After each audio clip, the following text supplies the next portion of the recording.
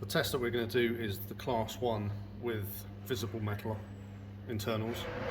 First one we're going to set is the class 1 auto setting. Visual test.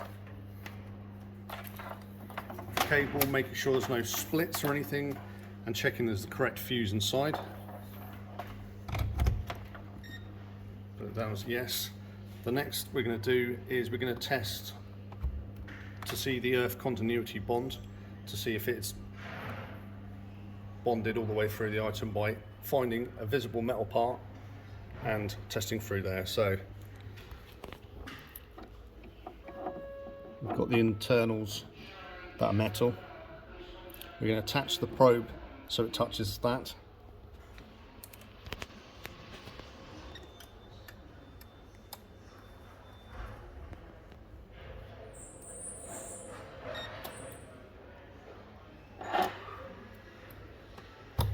Next test we're going to do is the insulation test.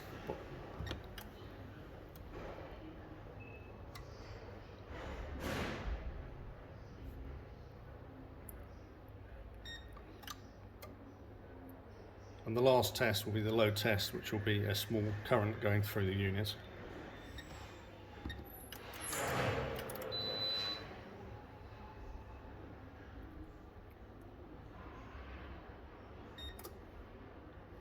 Test is complete. We can now stick a pat test pass sticker on.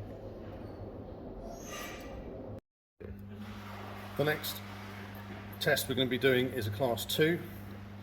With this pat testing machine we can do the automatic function. This one has specific codes for class 2s, etc. This one is automatically set on class 2. Do a visual inspection of the cable by running fingers along the cable and test to see what fuse is inside. This is the 3 amp, we can tell that that's fine. Mark it on the pat tester as a yes. The next test is an insulation test, which will set the probe up into the class 2 setting and attach it onto a metal item inside, which will give us the correct reading for the insulation test.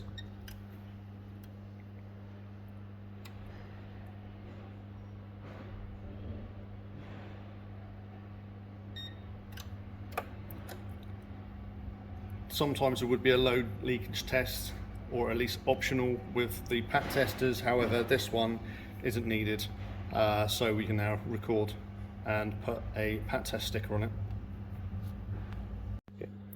So we're doing a class 1 pat test without any visible metal parts on the inside. For this, on this machine, we have to do it manually rather than using the auto function. So to start with, we do a visual test, which will be the plug itself and the cable itself. To start with, we test to make sure the correct fuse is on and the wiring is all okay, which we can see that is. So we can select yes for a pass.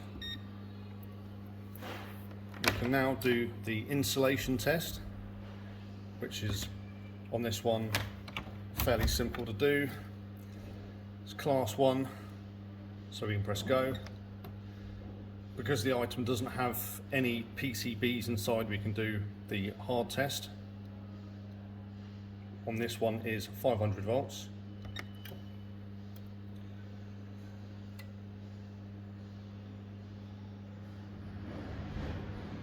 So we can see that's a pass. So now we'll do the last test, which is the load and leakage test. You need to obviously turn it on. This test will send certain current through the unit to make sure it's all sound.